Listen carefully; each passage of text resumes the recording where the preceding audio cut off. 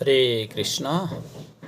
রামায়ণের উত্তরাকাণ্ডের ৪৩ অধ্যায়ের ২০ থেকে ২২ শ্লোকে এবং ভগবদ্গীতার নবম অধ্যায়ের ২৫ শ্লোকেতে বলা হয়েছে যে তাঁরাই কেবল ভগবানের কাছে যেতে পারবেন যারা ভগবানের আরাধনা করেন। অন্যদিকে যারা দেবদেবীর পূজা করেন তারা দেবলোকে যাবে।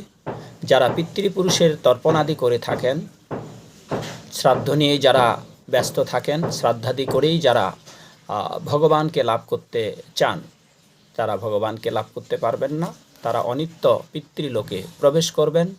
আর যারা ভূতাদি শ্মশানে মশানের পূজা করেন, শ্মশান দেবদেবীর পূজা করেন, তারা ভূতলোকেই যাবেন।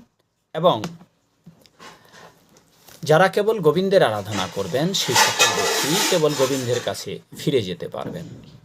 অতএব গোবিন্দের আরাধনা করুন, গোবিন্দের কাছে ফিরে চলুন। হরে কৃষ্ণ। সবাই ভালো থাকবেন। জয় শ্রীল প্রভুপাদ। জয় হোক আপনাদের সকলের।